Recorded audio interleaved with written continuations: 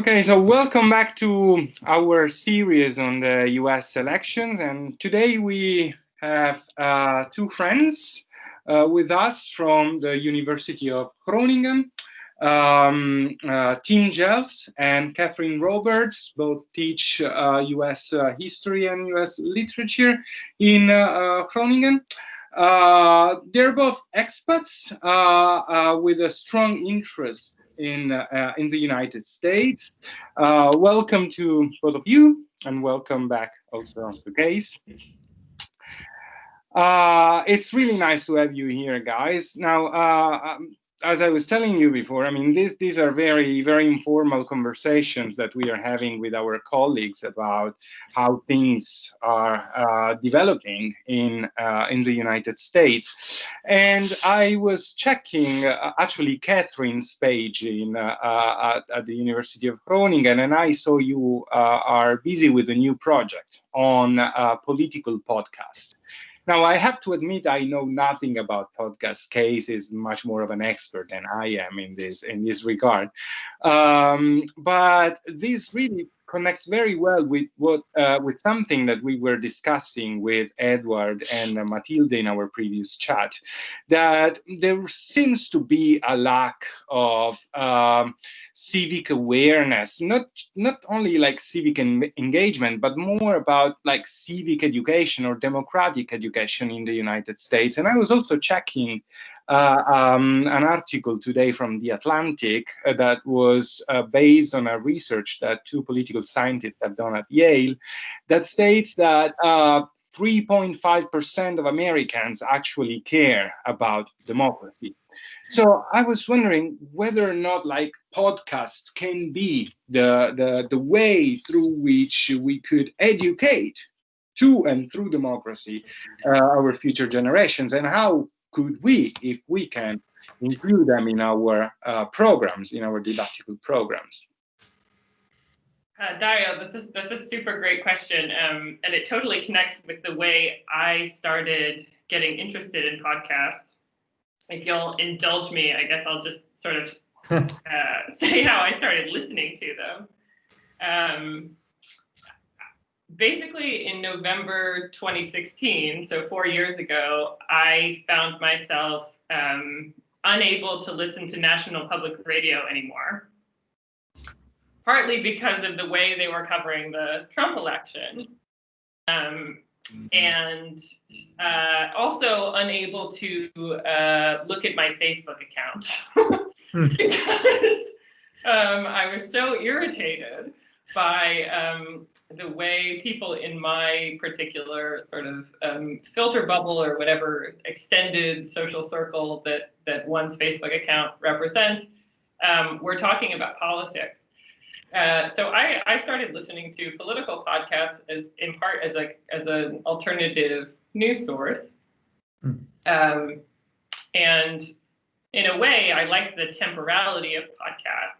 I think if you spend a lot of time in the podcast ecosystem, you realize that so much of what they do is remediating either the sort of daily conversations on Twitter or the kind of 24/7 online news that I never watched anyway as a millennial who hasn't ever had a television.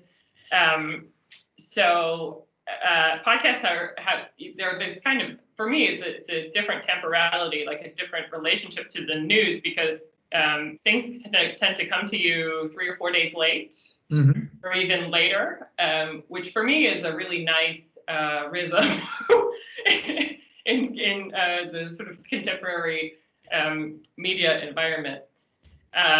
So like my connection to podcasts was just, I started listening to them in this totally affective way because I was finding myself so frustrated with political discourse.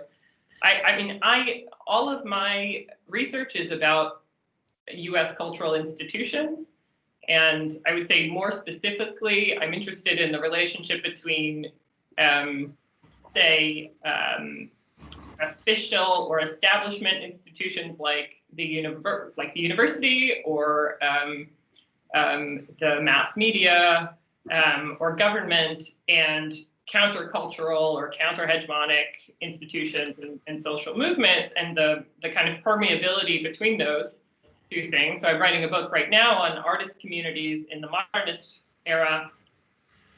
But podcasts really attracted to me, in part because at the time in 2016, I had just finished my at Harvard and was teaching there as a temporary lecturer.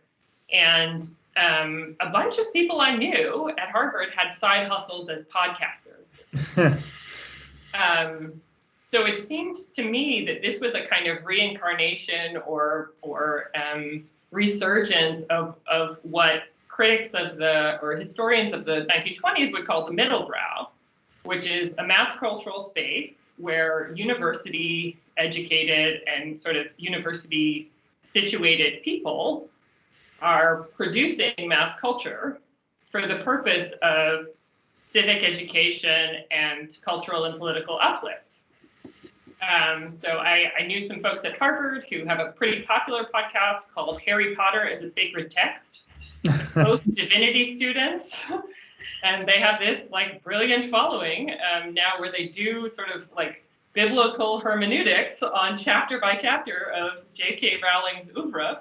This has become like a huge podcast. So, but I actually knew those people because they were also, people who were living rent-free in the dorms at Harvard as proctors, like taking care of freshmen, and they just sort of developed this alternative, like partly because there are so few academic jobs in the United States, they turned to this alternative media ecosystem to try to create work and some kind of cultural impact for themselves. So my way into it was actually explicitly through an interest in kind of civic education and democratic education, and noticing new podcast networks like Crooked Media.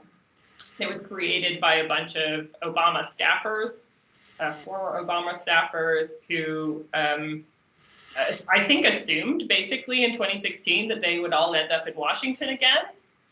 And didn't. So they embarked instead on media careers as media entrepreneurs.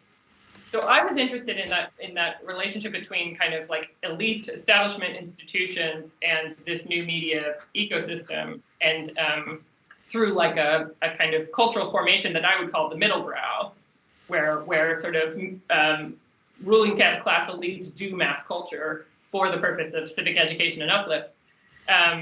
And then Tim and I met at a conference in, I think, 2017, and realized we both had this interest in podcasting, but he was coming at it from a very different direction, and maybe Tim can talk about that, because at some point these converged, but we were actually both coming at it from different angles. Yeah, I mean, two things about podcasting that kind of fill out Kathryn's narrative there. My first academic interest in podcasting was in the Serial podcast. I don't know if you remember when that was this kind of this huge hit, the first series of Serial, which followed the aftermath of a true crime case, and it was this massive cultural hit. And I actually wrote a critique of it for a NASA conference that we were having. I think the NASA conference was in 2016. It was something like American Studies after the digital turn, and I was basically, my argument was along the lines of I suppose you could, I don't know, Kathryn would have to tell us whether we could think of Serial as an artifact of middlebrow culture. But my argument was this is titillation for the educated middle classes, right? This is schlocky stuff repackaged in slightly more kind of reputable form, and with the added prestige of kind of national radio and national public radio and all the kind of cultural capital and signifiers that attach to that. And I suppose connected to that, and I connected to the political direction that critique was coming from as well, was my interest in the history of socialism in the United States and elsewhere, but as an Americanist, particularly in the US. And of course, one of the interesting phenomena of our age is increasing numbers of, especially young Americans, but not exclusively young Americans, identifying as socialist, getting behind Sanders's campaigns in 2016 and 2020. And what's striking to me is that podcasting offered a kind of an interesting ideological outlet for this new political formation. So one of the things I was interested in investigating is, how do we think about, though not just podcasting across the ideological spectrum, I mean, although there are interesting things to say about that, but how do we think about the role that ideologically committed left podcasts serve in this emerging culture or subculture of 21st century American socialism?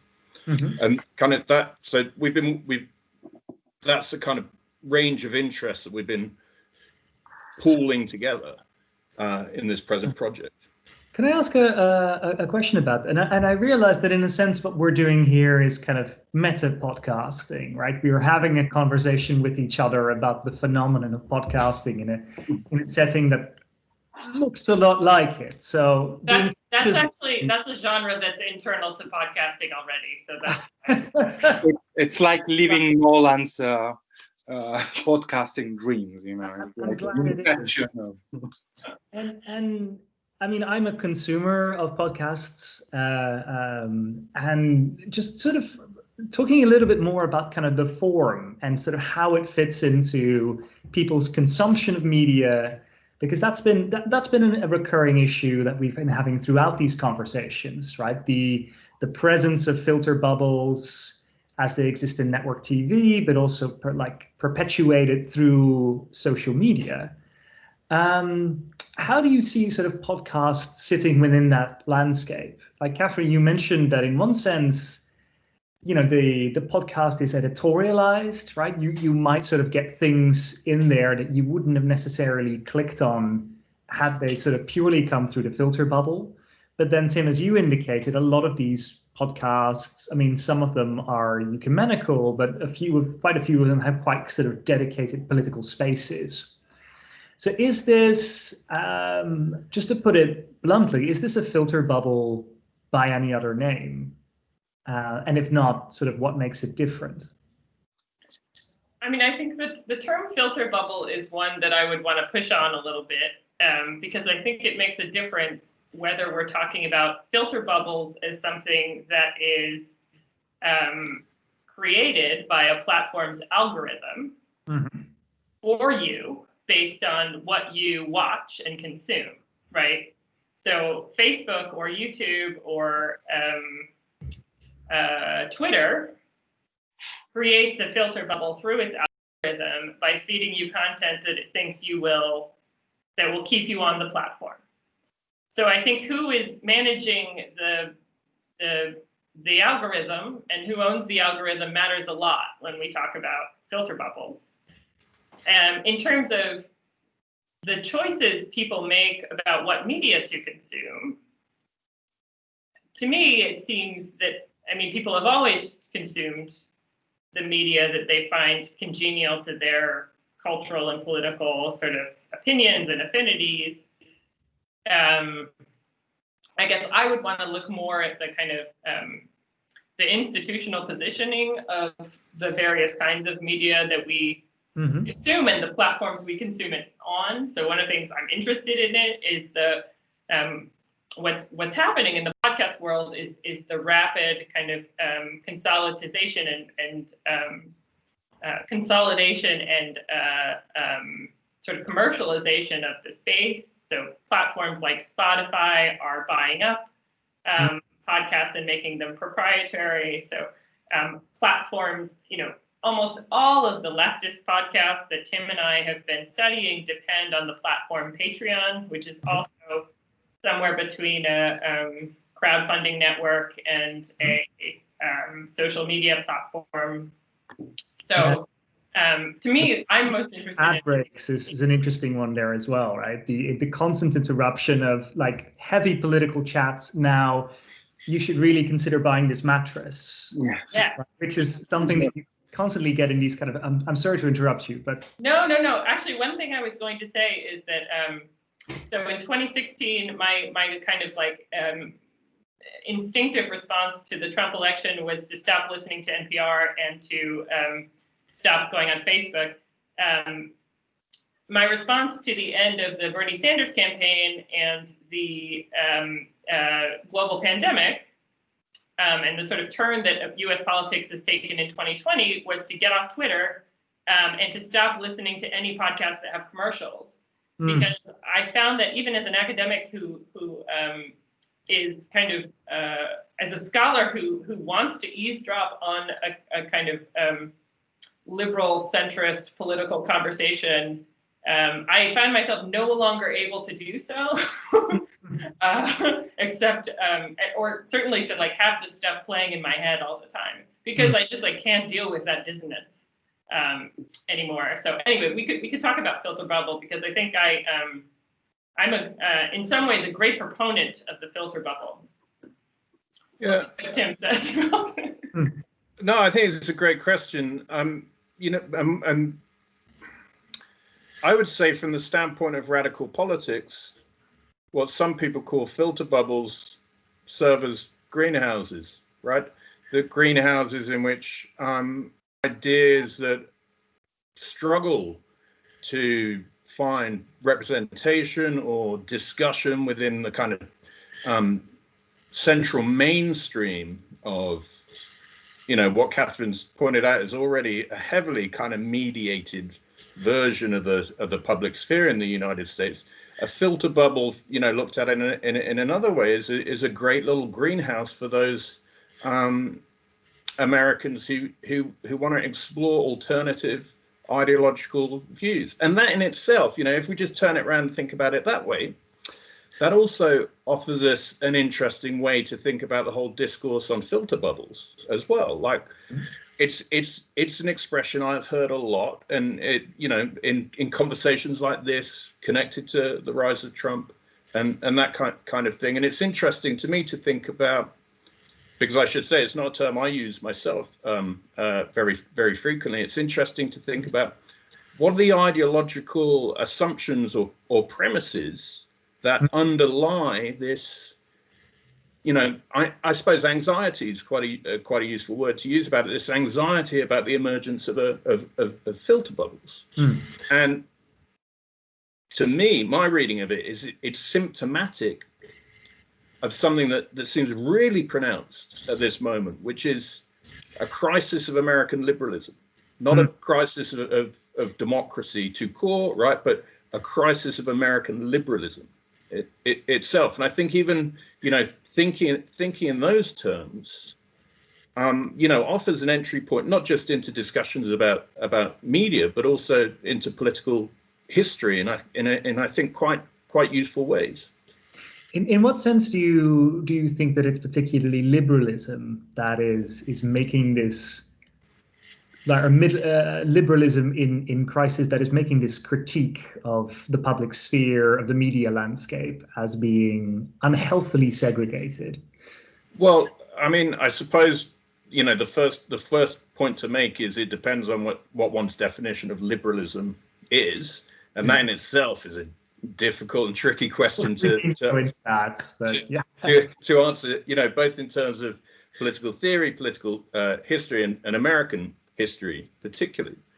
But it seems to be predicated to me on this assumption that there was either some prior historical moment in which there was a kind of agreed upon regime of truth in the United States, plus a model of politics which sees politics as, the working out through discussion in the public sphere of merely differences of opinion. And, if we can all agree on the facts, we're welcome to our differences of opinion, and if we just come together and discuss this, solutions may arise. This seems to me a really kind of idealistic view of what politics is and has been historically, right? That's I think there are different definitions of what politics might be and has been, and it seems to me that this is a view that has been promulgated by those of a liberal persuasion precisely because it stops us considering some of the kind of deeper material problems that are contributing to these phenomena that we see. And Kathryn's already touched upon some of them when we talk about, if we discuss filter bubbles, are we going to talk about YouTube and the role the corporations play in already mediating that discourse? So I guess that's what I'm getting at. Yeah. I think just to push on one term you said, Tim, when you say it's an idealistic picture, I think you mean that in the philosophical sense. Yes. Not in the sense of it being hopeful. It's a non-materialist conception of politics that doesn't take into account, say, for example, class or class struggle. And I think it's remarkable how hegemonic it remains in a quite highly differentiated liberal public sphere in the United States. I think a lot of even the podcasts that think of themselves as on the left, as in being partisanly affiliated with the Democratic Party, don't have a good account of or any connection to a more radical and materialist left or a socialist tradition. So I think one of the things Tim and I have been trying to map is the way that leftists or millennial or 21st century socialists have been working to sort of differentiate themselves space for a kind of leftist or socialist discourse in alternative media. And you see that is both connected to and separate from something like the Sanders campaign, which is trying to do that, or tried to do that within electoral politics, and failed rather spectacularly. I just had a question that was related perhaps to the very first thing you said about your interest, Kathryn, that the interest that drew you in the first place toward this form of political communication, which was frustration.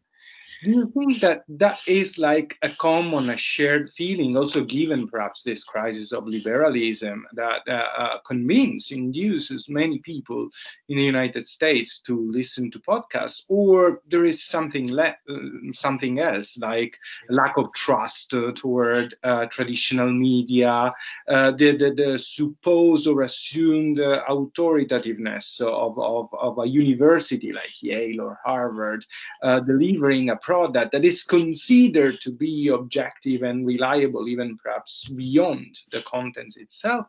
Is it more about anxiety, or is it more about generational solidarity or ideological affinity? What is the main driver for podcasts?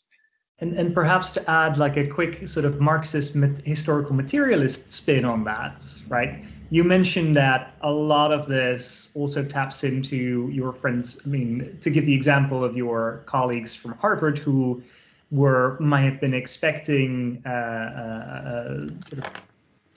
were led to expect that a highly paid university education would translate into a prestigious, well-regarded job, right? And to what extent is that that different kind of frustration, right? Frustration that sort of acts out both in a socioeconomic sense of the rising inequality, the crushing awareness of debts and rising house prices, and the way that those kind of political frustrations overlap with one another.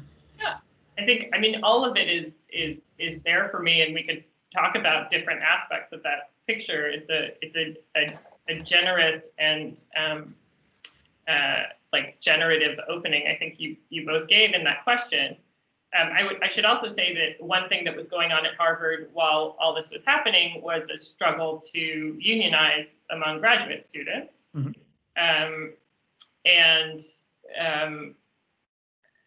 You know, I find myself kind of in the, I'm an oldish millennial, I guess. Mm-hmm. But I find myself like an observer from the inside of this kind of millennial socialist angst and frustration. I think so much of politics in countries like the United States and in the UK are generational right now, in the sense that voting patterns are shockingly stratified across generations. And this is something I think Tim could talk about, because Tim also has been thinking about and writing about the response to Corbynism and momentum in the UK. But yes, I mean, for me, all of that was there. I think the issue of trust in institutions, you know, it's a question of how institutions recruit trust. I mean, one way they do that is by honoring the expectations they raise, material, right, from the people who participate in it. And one way they destroy trust is by hiring the union busting firm that Walmart uses in order to bust their graduate students' union. Right. Because, I mean, when you say generational politics, right, there's almost a sense of sort of slipping into that sort of New York Times editorial, oh, millennials are buying too many avocados and sort of are killing these things.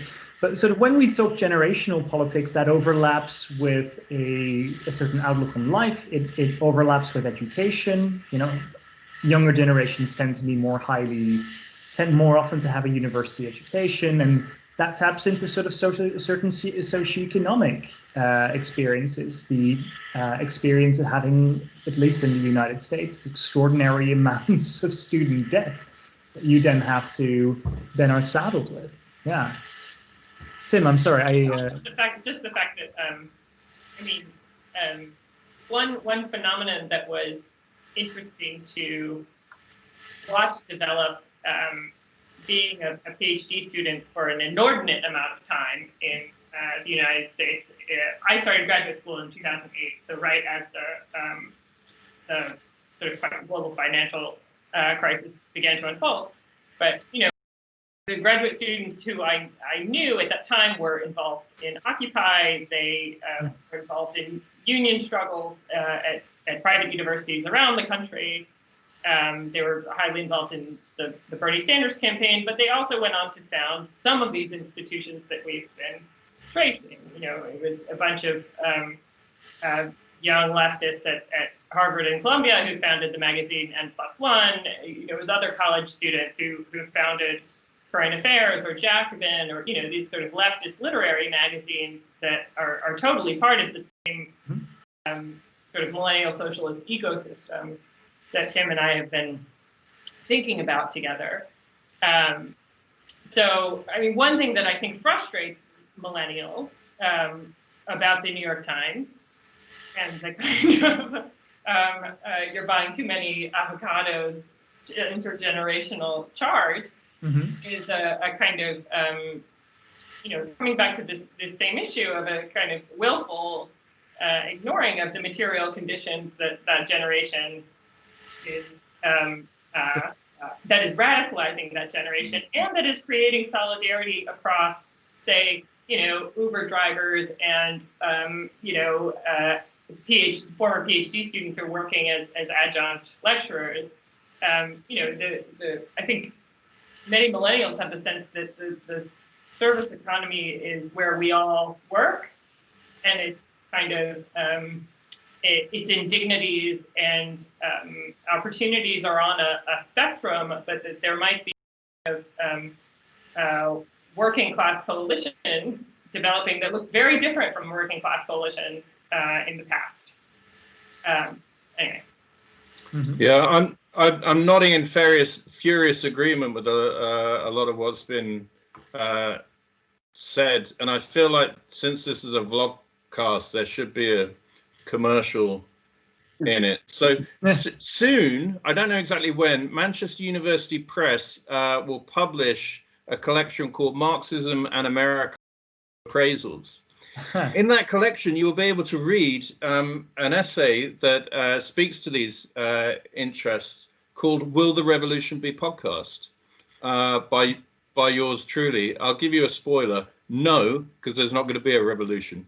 But it kind of draws on a lot of what Case and Kathryn were just talking about. That a lot of the energy of the new left, I guess we call it 21st century left, is coming from precisely the kind of demographic cohorts that you're talking about, and the institutions that they're founding in terms of new magazines, new journals,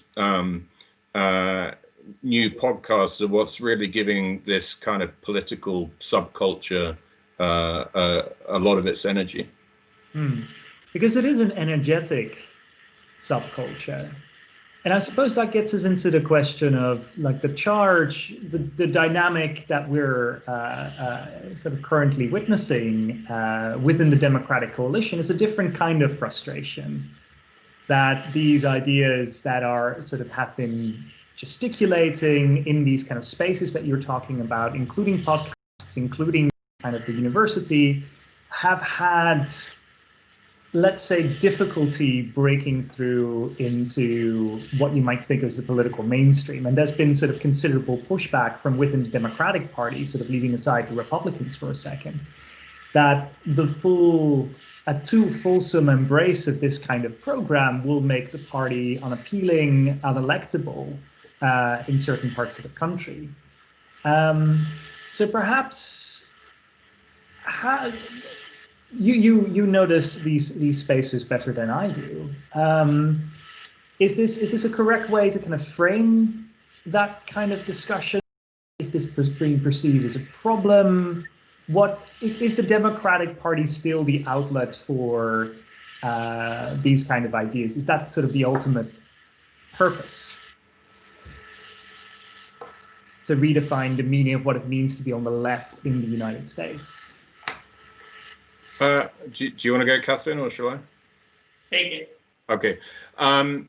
So amongst those who would categorize themselves as socialists in the 21st century US, there's actually kind of dispute about this in terms of left strategy, on at least as far as the institution of the Democratic Party is concerned.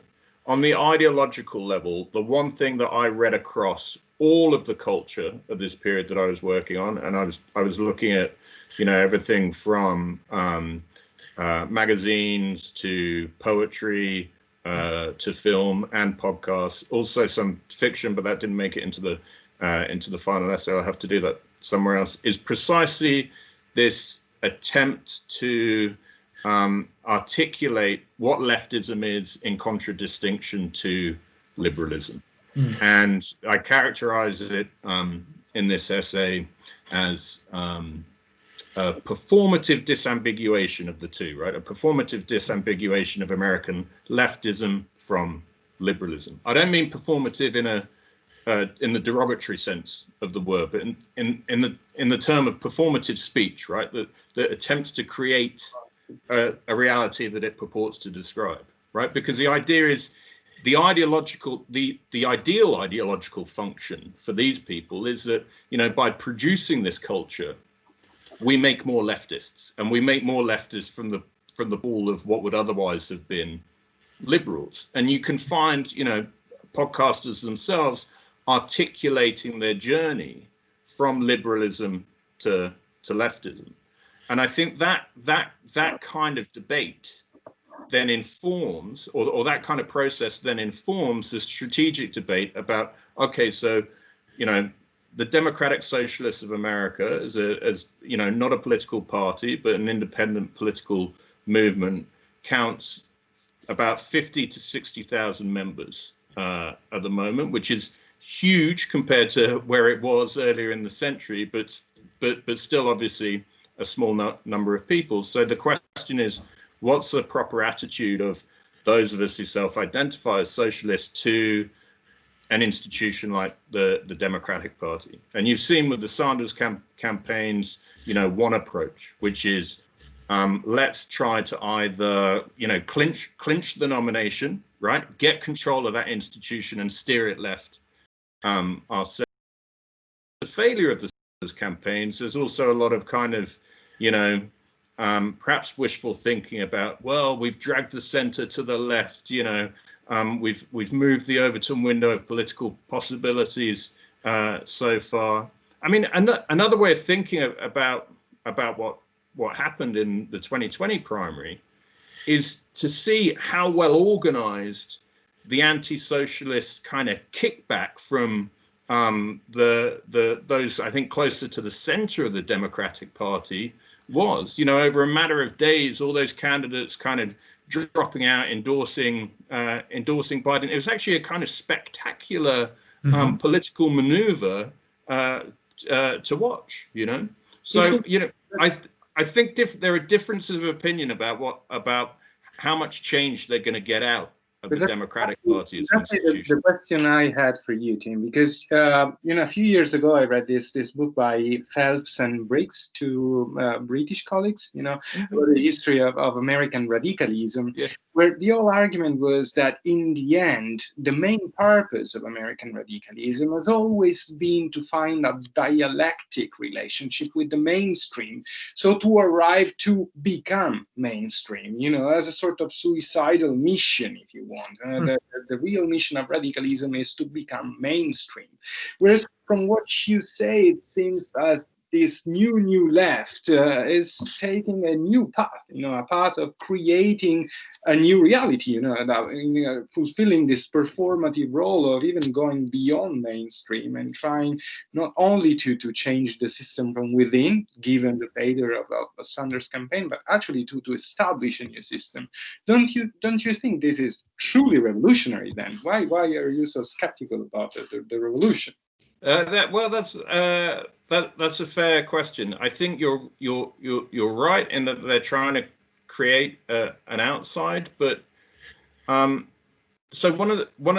basically I think it comes down to numbers, right? One of the things I vacillate between is it's too late now because it's gone to press. Should I call this culture or subculture?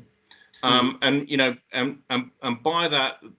by that sense that maybe I should have called it a subculture, I want to get at the fact that there's something very interesting about this kind of new iteration of radical leftism in the which Kathryn and Case already put their finger on. A lot of it draws its strength from the kind of newly proletarianized, hyper-educated, often to the level of PhD kind of knowledge workers, I guess, right?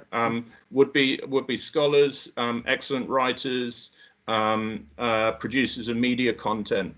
They come from, in Marxist terms, right? Interestingly enough, they come from a kind of ideological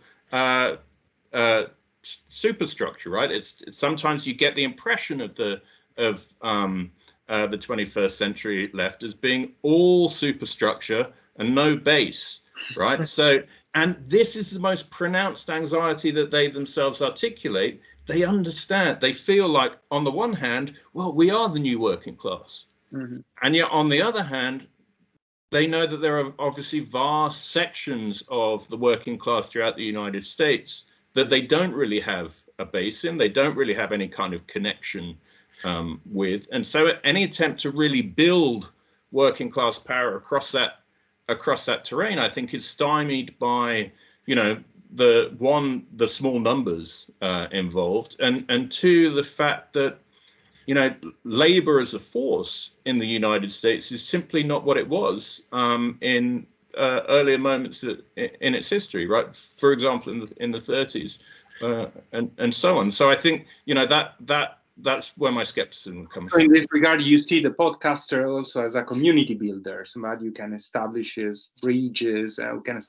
bridges and solidarity networks.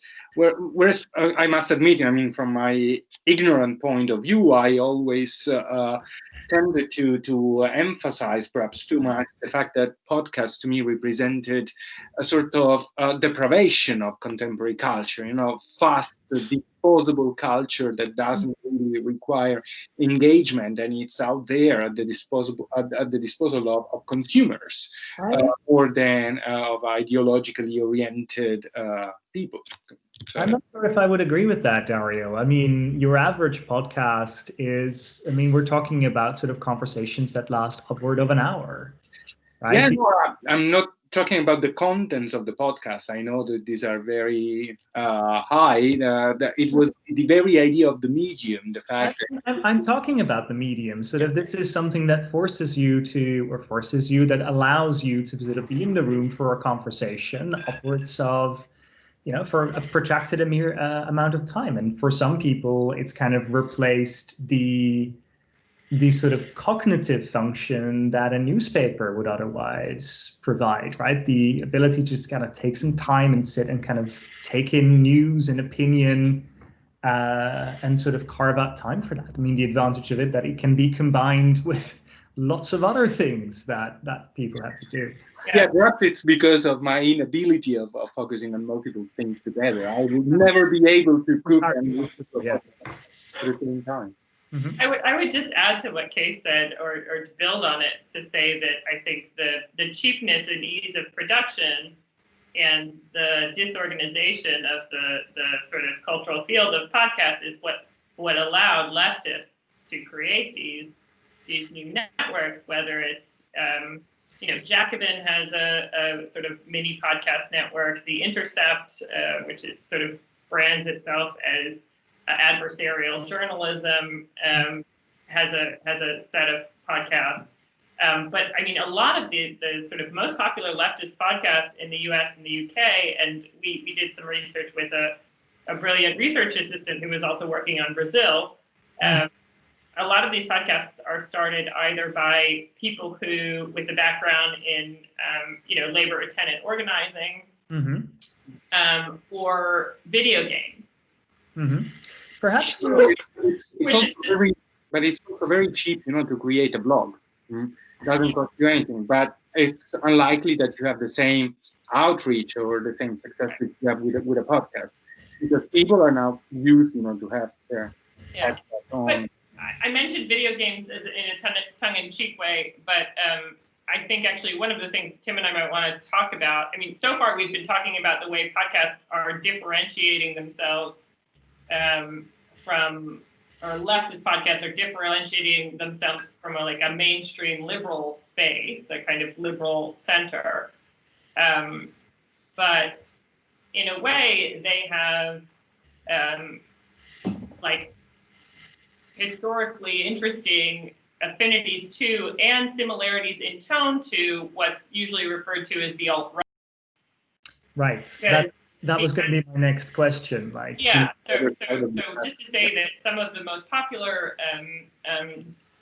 leftist podcasts in the United States, the most popular is one called Chapo Trap House that started in, I think, maybe late 2015, early 2016. And is created by 4 or 5 at that time underemployed, college-educated dudes who smoked lots of weed and vaped and spent most of their time playing video games in a shitty apartment, and called themselves or were labeled the dirtbag left. And have also been sort of, on Twitter, these are often what people mean when they talk about Bernie bros. So this is a kind of a self-conscious cultural positioning that some of these young leftists have taken, and they've been very self-conscious about their role in capturing a kind of taste in the culture for vulgarity and for like saying the unsayable, that I think is interesting and has important relationship to the part of the internet that maybe gets more attention, which is the alt-right ecosystem, which is developing and feeding ideas into politics very successfully through the Trump administration. Because if you think about some of the sort of moving beyond the ecosystem of left-wing podcasts for a second, right? Some of the most sort of popular and influential figures that have sort of used this medium or variations on it have been sort of positioned on the right or even the alt-right, right? You think of the YouTube channel of someone like Jordan Peterson, right? I'm not going to name too many other names, but the sort of these figures that have been, I think one New York Times columnist called them the intellectual dark web, right? These kind of people who use the space of the podcast to present themselves as sort of brave truth tellers and saying the things that the quote unquote politically correct liberal left won't allow them to say. Do you see kind of similarities in are these kind of separate ecosystems? Do you kind of see similarities in style? Is sort of community building, these kind of, we talked about the greenhouse for ideas, right? Can you see that as separate from the way that these kind of spaces also act as incubators for ideas that sort of someone from the left may not necessarily approve of? I mean, I think there are significant parallels between the two, and I think the greenhouse metaphor follows here as well, right? The fact that marginalized positions can flourish in these greenhouses is not to make any comment on the desirability or otherwise of the plant that's growing. So that's one point, and the second point, yeah, one thing that they share, like on a kind of beyond ideology, really, and more in terms of a kind of affect, right, or a kind of self-presentation, is a desire to question liberal pieties, right? To kind of go against the politics of civility and good manners, right? So in the pseudo-intellectual alt-right iteration of that, sometimes that takes the form not necessarily of vulgarity, but look, we're discussing ideas that the liberal center is too terrified to touch, right? Because, you know, basically they amount to late 19th century social Darwinism, and thank God that the mainstream of liberalism doesn't want to touch that. The left, on the other hand, wants to combine a kind of a frustration and an exhaustion on a liberal politics that seems only to think about civility and good manners without sufficient regard to, you know, the pernicious material inequality that characterize American life that we're talking about. So the kind of the kind of signature cocktail of the dirtbag left is this focus on a kind of sounderist approach to material issues and economic inequality, right? Cancel student debt, Medicare for all, that kind of stuff, with a mode of expression that is, you know, deliberately vulgar or crass at times. And I think that, you know, there are strategic reasons for that as well, insofar as these people can conceive of themselves, I think, as, you know, potentially getting from those disaffected with a liberalism that they associate only with ideas like political correctness and so on, but turning them towards a left politics rather than the alt-right. Well, this is really, really fascinating. I was wondering though, I mean, always, comparing these two ecosystems, these two environments, on the one hand the left, and on the other hand the right, or the ultra right, and considering the role, the social, or if you want political role, that you think podcast is playing today. Kathryn said, referred to this middle brow, the fact that podcasters seems to be like the new public intellectuals of the third millennium. But I was wondering, where do you think is the root of authoritativeness, of trustworthiness? Is it more on the sender, on the actual person, on the ideas it is representing, or is it more on the medium itself, because it is something that is coming from the internet and therefore it has to be true, or we have to believe in it anyhow, even transcending then the contents, or if you want the reality check, the actual overlap with either material conditions for the left or just pure reality for the right, because sometimes they're just replicating a bunch of lies, and we have seen it. So I was wondering whether or not people tend to attach, meaning and also political value to the things they listen to in through podcasts, because of the fact that these are podcasts, or actually because of the content of the podcasts themselves. Do you think there is a difference in this regard between the left and the right? Podcasts in general, they have this, and there's plenty of writing on this topic as well. They have this kind of this parasocial function that they really feed on.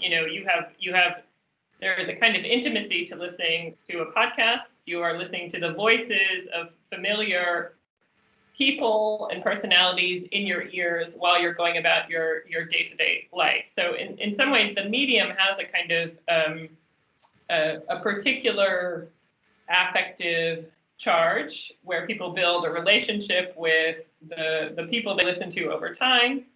I would like to think that left podcasts are part of the reason that they're compelling is because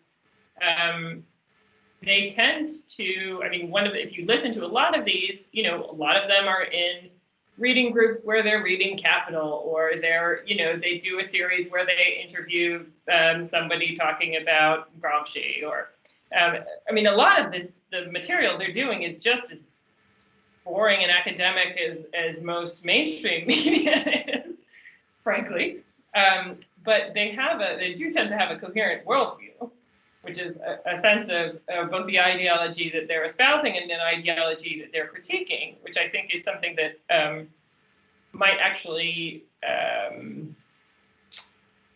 in a way, recruit more trust from the people who find themselves consuming in that space than liberalism. If Tim is right, and that liberalism is in a kind of crisis of its hegemony in countries like the United States right now, it's partly because the contradictions are apparent to many people, and the people who ostensibly believe in the values can't explain them in a way that holds people together. So I think there are certain affordances of the medium. There's also certain affordances to having a coherent ideology. So that's just sort of one thing to say about that was my initial thought about your question. I don't know if Tim has other thoughts on that. I think that's a really great point, right? The way that these relations of intimacy and trust, I think the medium itself, certainly makes possible in a way that substitutes for authority in Dario's model, or rather, that's kind of like that's where this kind of podcasting might draw any sense of authority from. And I would say, just to think kind of across the ideological spectrum, in some ways, that is a very dangerous affordance that these podcasts have, right? We're back in a way to thinking about the greenhouse metaphor as well, that ultimately it depends what we think about the plant that's being grown under the glass. And similarly, ultimately, it depends what we think about the ideas that are being kind of intimately whispered in one's ear, potentially 24/7. Right. I mean, that's a significant point to make, which might allow us to think both about continuities between podcasts with older media forms. Right. We could make the same ideas about television and radio, and indeed print journalism. That's also been made, and then think about, is there a way in which these podcasts as well, with their new affordances, enhance some of the those aspects of those previous media that we've always learned to be a little bit suspicious of. Yeah, this is great. It's and to me it's all enlightening, I have to say.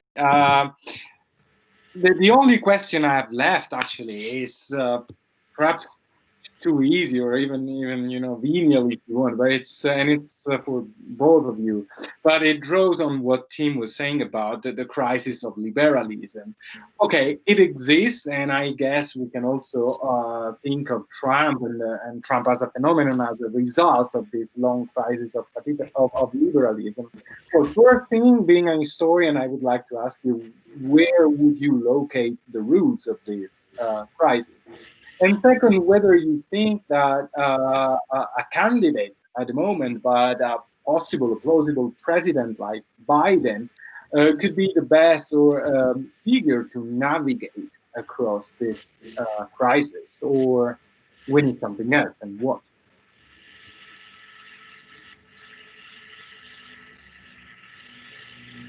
I didn't know whether that was for Kathryn or me, but both of us. I'll take a first stab at it, and then Kathryn will tell me why I'm wrong.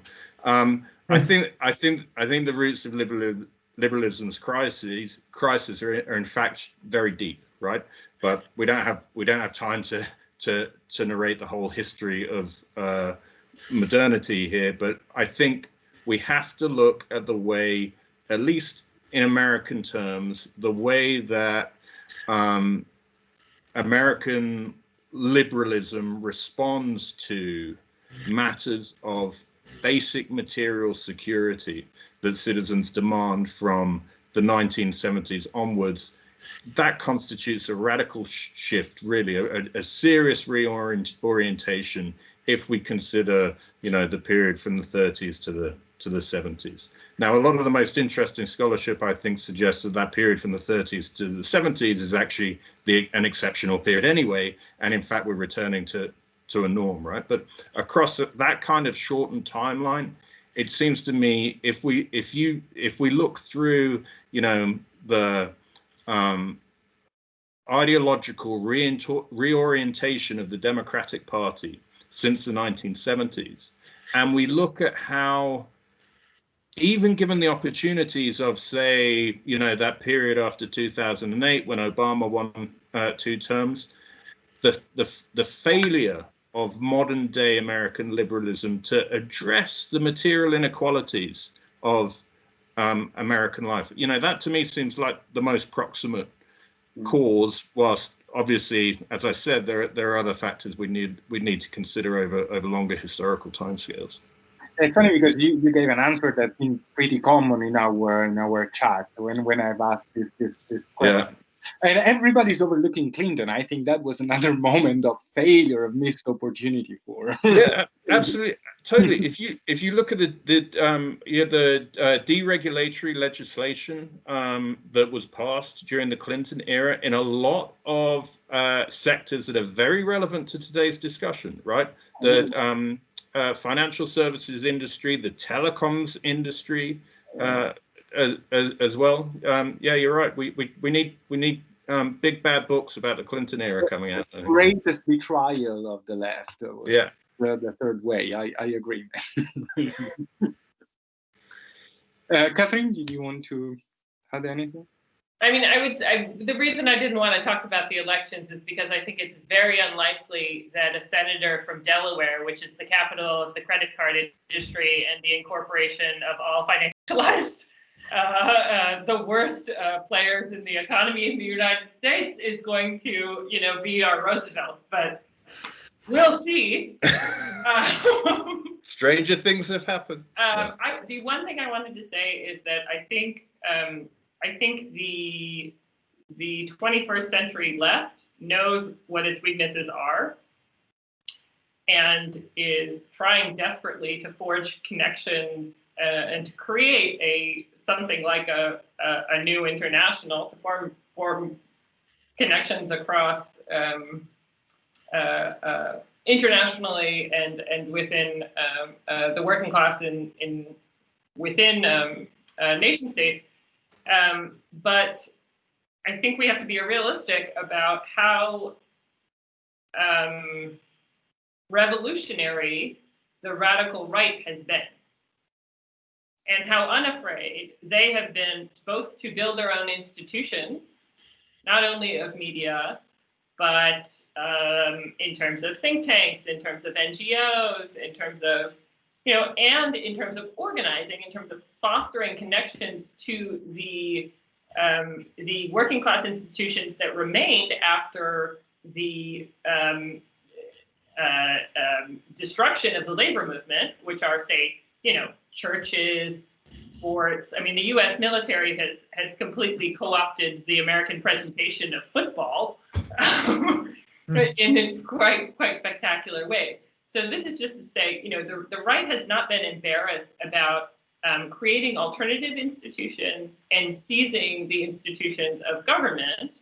If you look at the judicial appointments in the Trump administration, if you look at the Gingrich revolution, if you look at the way the insurgent Tea Party completely took over the Republican Party in 2010 and then gerrymandered most states beyond repair. So the idea that the liberal center, the center of the Democratic Party, is constantly asking the left to compromise, come together, and basically shut up and vote is, I would say, symptomatic of a bad analysis of history and the sort of our collective fate over the last 50 years. So stranger things, no, I don't think stranger things have happened. I don't have a lot of hope for the next 4 years, but come back in 20 and we'll see where we are. Okay, that's a promise. I take it as a promise. That's commitment also. Well, guys, thanks a lot. This has been really brilliant, enlightening. I really learned a lot today. I think we should do this even more often, not only during electoral times. But really, thanks a lot for your time and for sharing your projects, ideas, and expertise with us today. Thank you. Thank you. Thank you both.